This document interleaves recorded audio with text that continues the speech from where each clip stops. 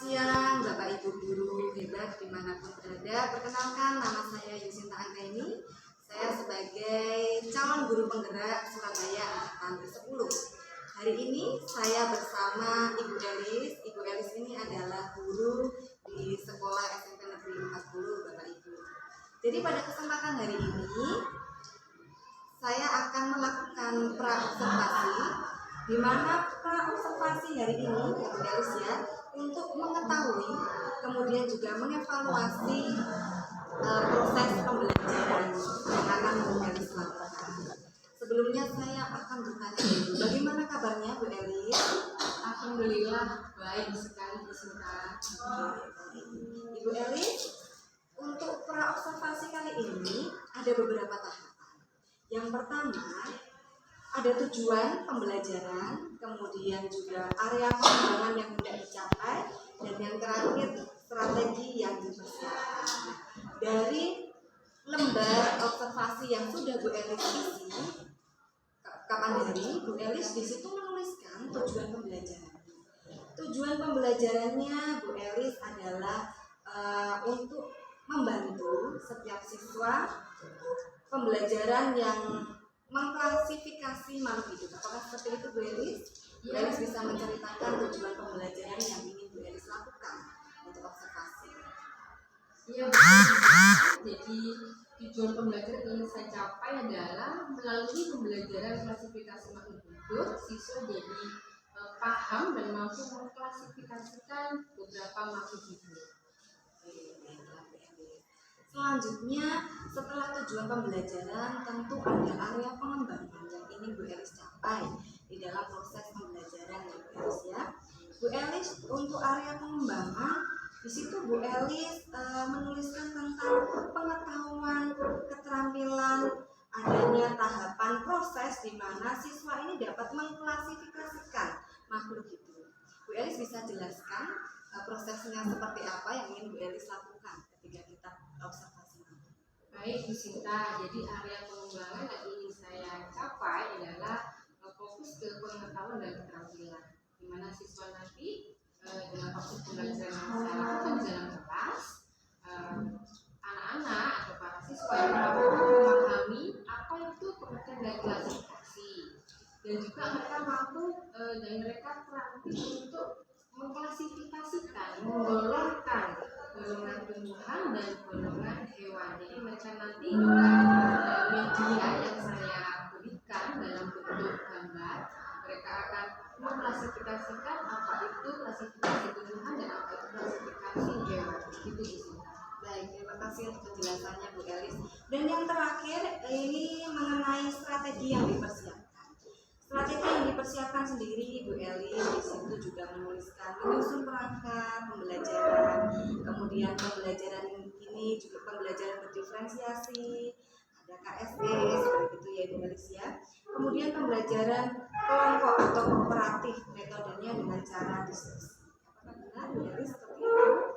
Iya Bu Sinta, benar. Jadi rancangan pembelajaran yang saya terapkan di kelas adalah yang pertama menyusun perangkat, terus melakukan strategi pembelajaran dengan pembelajaran diferensiasi berdasarkan kesiapan siswa yang terintegrasikan dalam pembelajaran sosial emosional, dan model pembelajarannya dengan pembelajaran kooperatif, di mana metodenya saya akan menggunakan diskusi kelompok, tanya jawab, dan penugasan di sini. Terima kasih Bu Elis. Tadi kita sudah berbincang-bincang ya mengenai tujuan pembelajaran, kemudian juga ada area pengembangan yang hendak dicapai. Selanjutnya juga tadi kita berbincang tentang strategi yang dipersiapkan. Selanjutnya ada tahap observasi di mana Bu Elis akan mempersiapkan yang sudah Bu Elis tadi bicarakan pada hari ini ketika proses observasi itu berjalan. Semoga proses observasi nanti di kelas dapat berjalan dengan baik dan sesuai seperti strategi yang sudah Bu Elis persiapkan. Untuk selanjutnya, proses observasi sendiri Bu Elis bisanya di hari apa? Harinya hari Kamis bisa. Baik, hari Kamis. Oke, baiklah. Terima kasih Bu Elis untuk waktunya. Semoga proses nanti observasinya dapat berjalan dengan baik, dan selanjutnya kita juga akan bertemu pasca observasi. Saya akan mencatat gitu ya, kemudian memberikan evaluasi bagaimana proses pembelajaran itu berlangsung. Terima kasih Bu Elis untuk waktunya. Sama-sama Bu Sinta. Kelompok klasifikasi AFES Mas Lukis menjelaskan ciri-ciri dari huruf A termasuk kelompok